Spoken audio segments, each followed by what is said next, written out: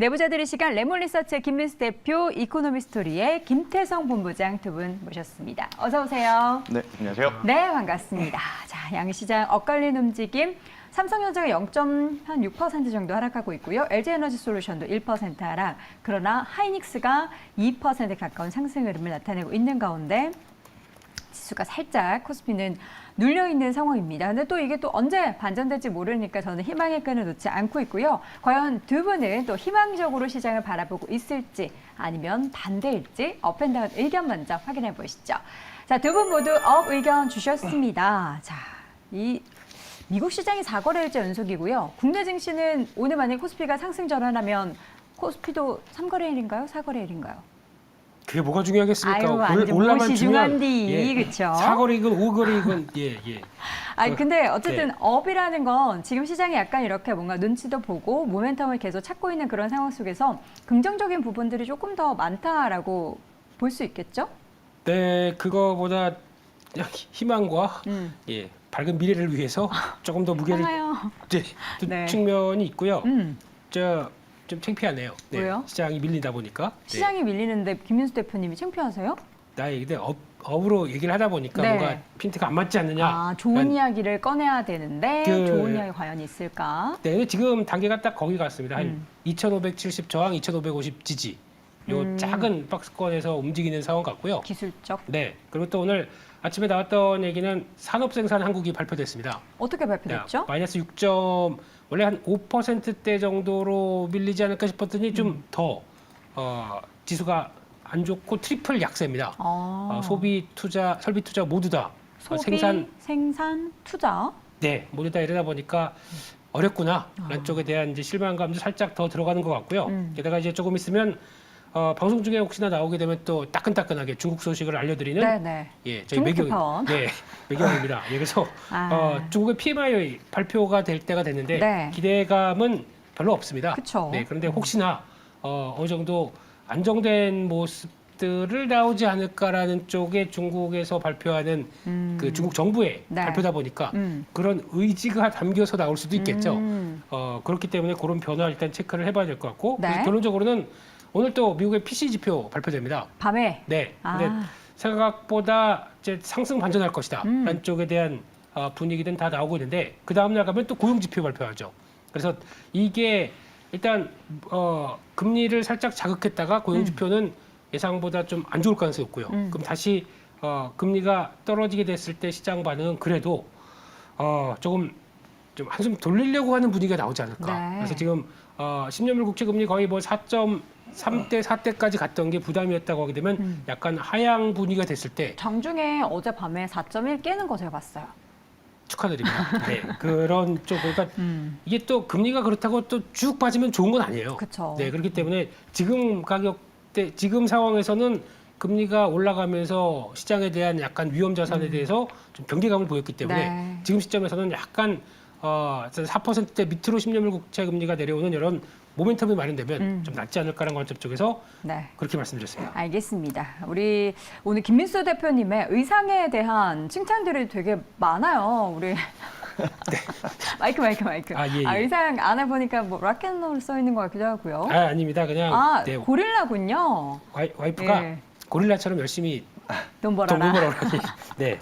알겠습니다. 자, 오늘 두 분 모두 업의견 주셨기 때문에 우리 김태성 이사님의 의견도 들어보겠습니다. 지금 시장에서 호재를 찾아본다면 어떤 부분을 가장 관심 갖고 계신가요? 일단 굉장히 빠른 순환매에 우리가 좀 집중을 해야 되지 않을까라는 생각이 들어요. 결국 이제 우리가 가장 두려워하는 것은 거래대금이 감소하면서 이 움직일 만한 섹터가 없다라는 거잖아요. 그런데 이제 최근에 우리나라 시장의 흐름을 보면 지수가 좋지 않다 하더라도 굉장히 빠른 순환매가 돌아갈 수 있는 테마주들 혹은 이제 중소형 개별단 종목군들의 이제 이 움직임들이 저는 많이 나오고 있어서 일단 뭐 삼성전자와 SK하이닉스 혹은 에코프로 그룹주가 코스피 코스닥 지수를 강하게 이끄는 그런 시장을 좀 기대하기보다는 그래도 지수가 좀 플랫한 그러한 상황 속 안에서도 그래도 돌아갈 수 있는 순환매가 좀 빠르게 돌아갈 수 있는 순환매에 조금 집중을 해보자라는 이제 의미에서는 업을 좀 드린 거고요. 일단 지금은 안 가는 종목을 계속 가지고 있으신 분들은 좀 답답할 수밖에 없을 것 같습니다. 네. 가는 종목 안에서 또 이 답을 찾으셔야 되는 그러한 시장이 아닌가라는 의견 한번 드리도록 하겠습니다. 네, 자 그러면 여러분의 혹시라도 오늘 시장에서 답답한 모습들이 연출되고 있다. 내 종목은 왜 이런가라는 그런 생각이 드신다면 오늘 내부자들 요 내용 들으시면서 그에 따른 또 힌트를 조금씩이나마 얻어보시기 바랍니다. 자, 첫 번째 섹터 오늘은 2차 전지 이야기부터 해보겠습니다. 2차 전지 관련해서 뭐 국가에서 로드맵도 발표가 됐고요. 다양한 얘기들이 오늘 와르르 쏟아졌기 때문에 그 각각의 포인트들 짚어 드릴 텐데요. 먼저 현재 구간에서 두 분이 생각하는 2차 전지주에 대한 투자 의견 먼저 확인해 보시죠. OX 팻말 들어주세요.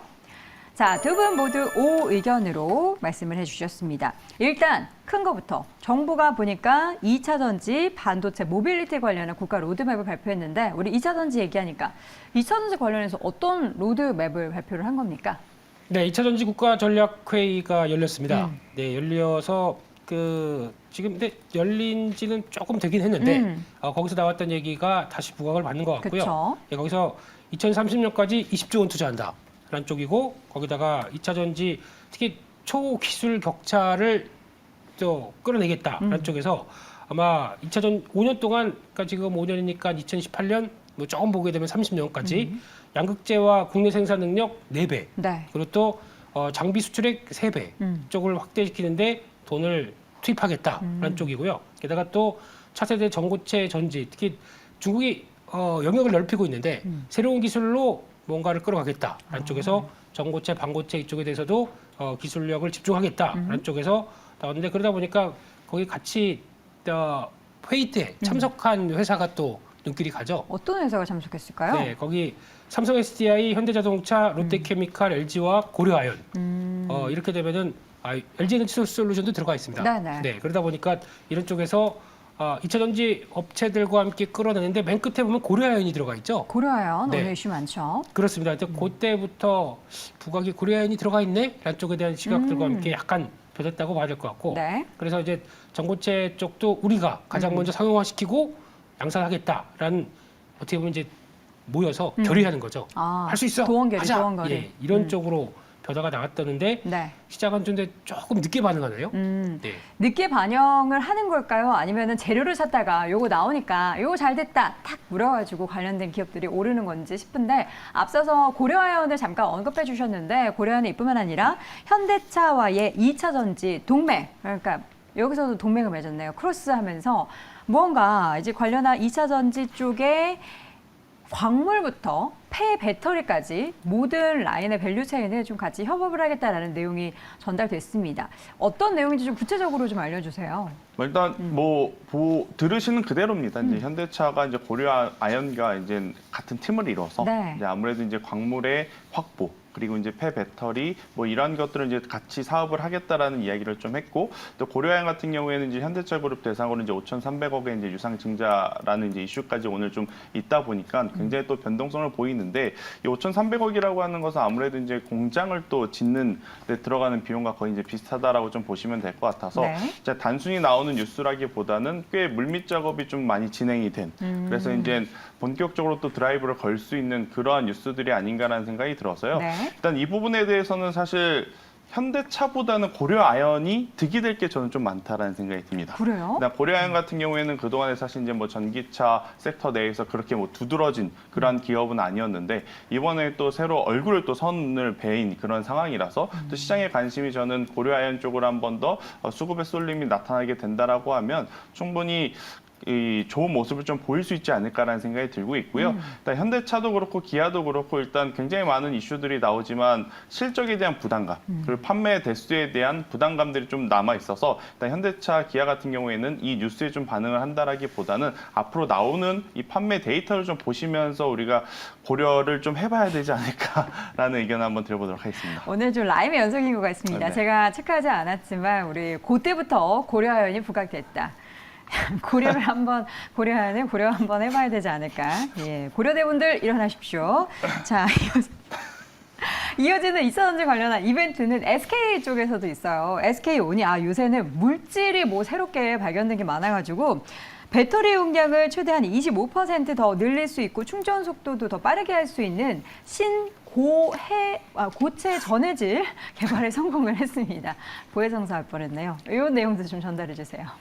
임재범 선생님 나오시고요. 예, 그렇습니다. 어찌합니까? 네, 네.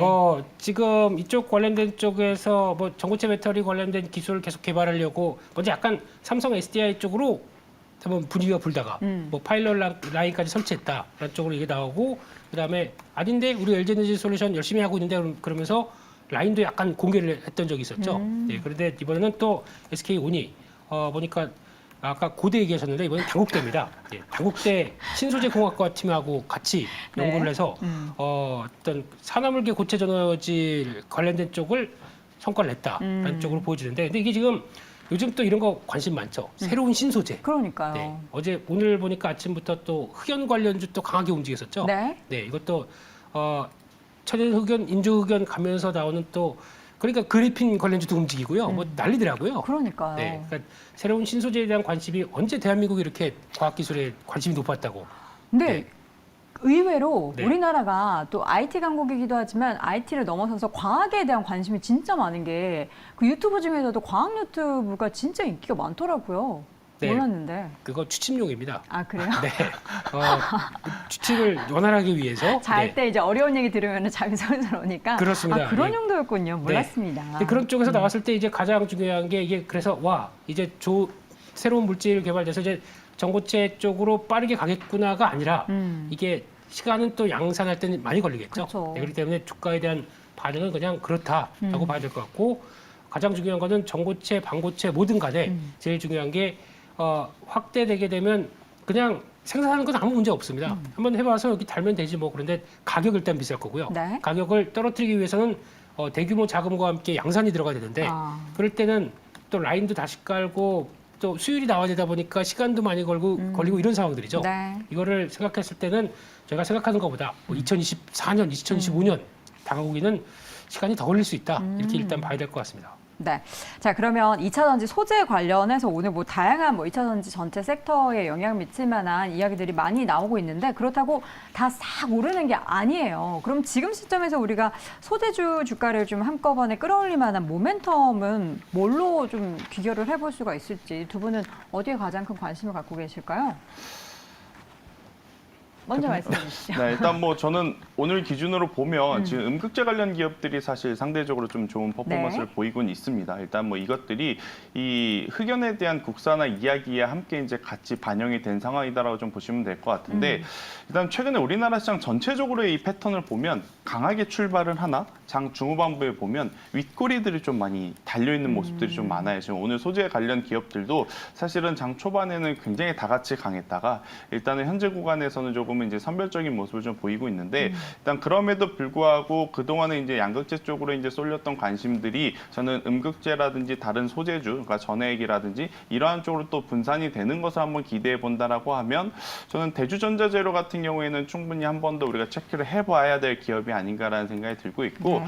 지금은 이제 2차 전지 안에서 엄청나게 큰 주도 섹터, 주도 기업이 있는 그러한 상황이다라기보다는 2차 전지 안에서의 지금 순환매가 굉장히 빠르게 돌아가고 있어서요.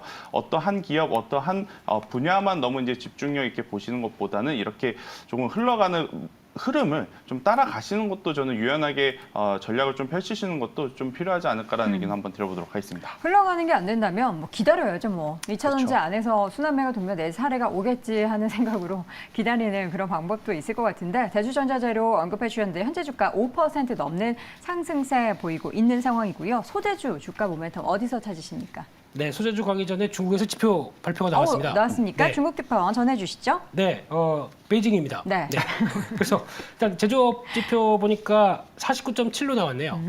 예상 지난달이 49.1 조금 올라갔네요. 올라갔습니다. 그나마 한숨 돌리는 것 같고 이제 50대를 향해서 가야 되는데 네. 여기 조금 좀 모자란 것 같지만 힘은 내는 것 같고요. 네. 근데 안 좋은 게 비제조업 쪽이 좀 부진하네요. 이게 51.5에서 51대. 그러니까 서비스 쪽은 약간 위축되는 국면. 아무래도 지금 나오는 부동산 관련된 여러 가지 여파가 서비스에 대해서 좀 영향을 끼친다라고 보다 보니까 그 정도까지 다시 한국으로 돌아오겠습니다. 네. 그래서 이쪽으로 봤었을 때 2차 전지 관련된 쪽은 일단 단기간에는 오늘 에코프로 MSCI 편입 이슈가 되면서 이제 수급 이슈 정도가 이제 단기적으로 이제 마무리가 되면서 네. 다음 변화를 봐야 될 것 같고요.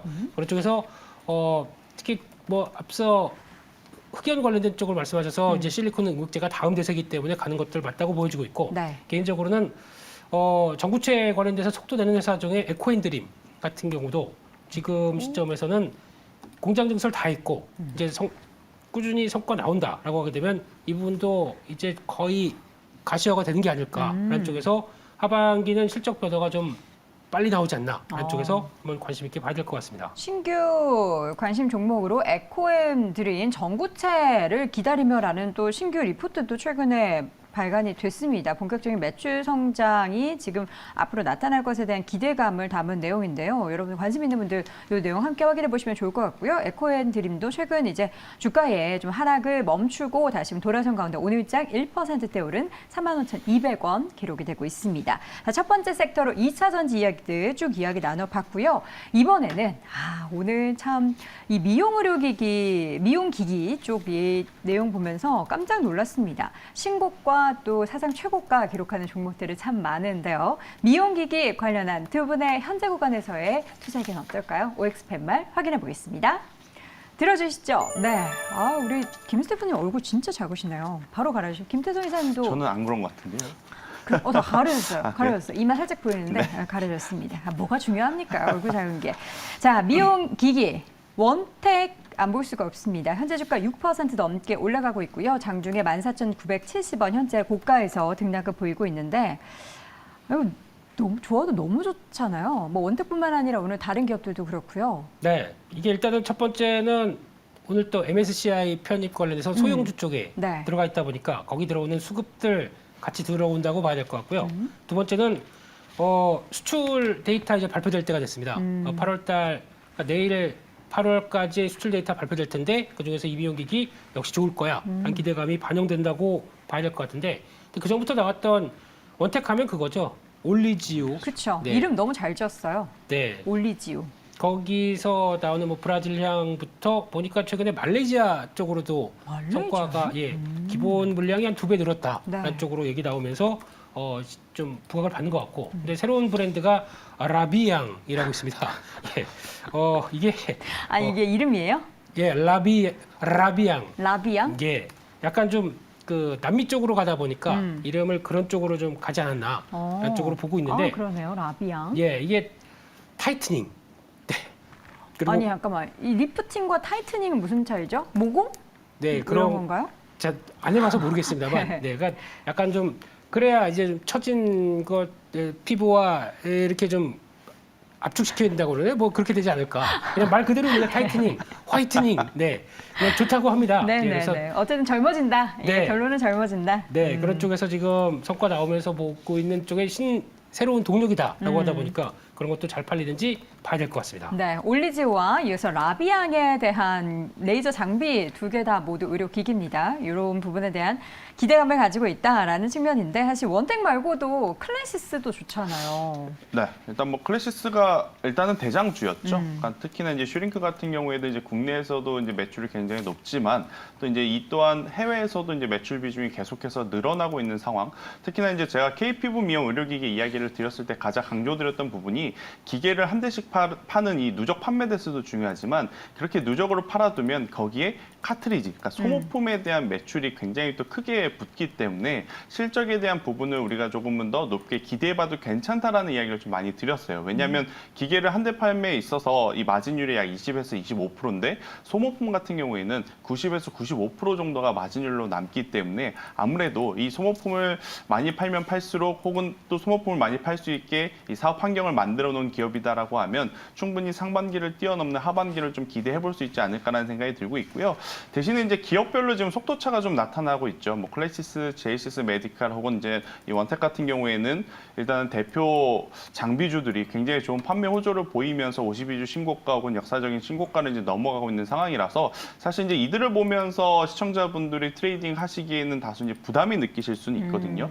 그런 분들 같은 경우에는 일단 후발주자들, 뭐 대표적으로 이루다 같은 경우에는 올해 이제 상반기에 그들이 올라갈 때 같이 못 올라갔었던 이유가 좀 있었었죠. 아무래도 이제 이 기계 판매 단가를 좀 내렸는데 그렇게 되었을 경우에는 분기 실적 안 좋을 수 있지 않겠는가라고 이제 생각을 했던 이제 투심이 좀 불안을 했었던 그러한 상황. 하지만 뚜껑을 까보니까 굉장히 또 잘 팔았고 앞서서도 말씀드렸다시피 기계를 잘 팔아두면 거기에 붙는 소모품의 매출이 이제 계속 따라가기 때문에 일단 후발주자들을 저는 한번 보시는 것도 이 섹터에 지금 투자의 포인트가 될 수 있지 않을까라는 생각이 들었어요. 네. 일단 미용 의료기기는 뭐 대장주들의 흐름이 물론 중요하겠죠. 원텍, 클래시스, 뭐 제이시스 메디칼 이들의 견고하다면 계속해서 이제 낙수 효과를 받을 수 있는 기업 위주로 한번 보시는 게 좋고 그리고 이제 중국인들이 많이 들어오면서 결국엔 침습, 그러니까 성형외과적인 부분도 많이 수요가 늘겠지만 이렇게 비침습에 대한 관심도도 늘어나면서 계속 이제 좋아질 가능성 높다라는 의견 드리도록 하겠습니다. 네. 투자 포인트 앞서서 말씀해 주신 부분은 이미 올라갔던 종목보다는 이제 따라갈 종목도 후발주자도 함께 확인해 보자라는 말씀해 주셨는데 그럼 후발주자를 볼 때 뭐 지금처럼 수출 지표 관련해서 내용을 봐야 하는지 아니면은 뭐 다 찾아가면서 뭐가 제일 효과 좋은지 확인해 볼 수는 없잖아요. 네. 어떤 거를 투자 포인트로 볼까요? 자, 일단 지금부터는 또 하나 체크해야 될 게 그거죠. 중국인 관광객분들이 오셔서 네. 또 뭘 하느냐?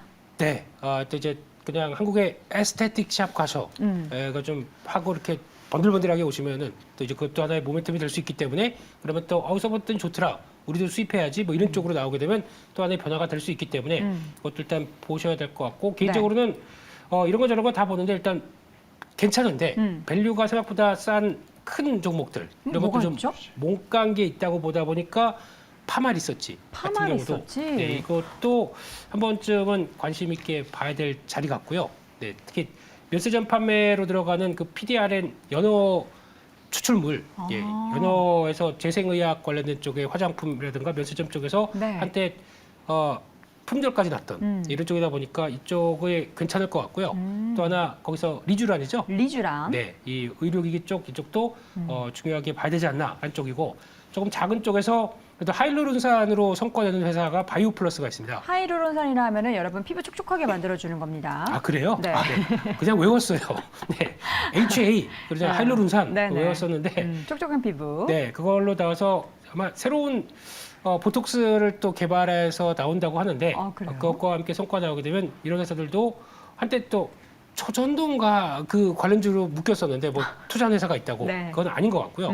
그거 이제 물량 빠지고 다시 한번 움직이게 되면 그런 것도 좀 봐야 되지 않나 생각하고 있습니다. 네, 다양한 미용기기 쪽의 내용들이 많습니다. 사실 지금 이미 올라와 있는 기업들이 대부분이긴 한데 계속해서 대장주 성격을 띠면서 올라가는 기업도 있고 잠깐 쉬어가서 상대적으로 저평가가 나타나고 있는 기업도 있으니까요. 관심이 있으시다면 이런 내용들 함께 좀 스터디를 해보시면 좋을 것 같습니다. 자, 오늘 내부자들 함께 미용 의료기기 관련한 이야기까지 나눠봤고요. 레몬리서치 김민수 대표, 이코노미스토리의 김태성 본부장 함께했습니다. 두 분 고맙습니다.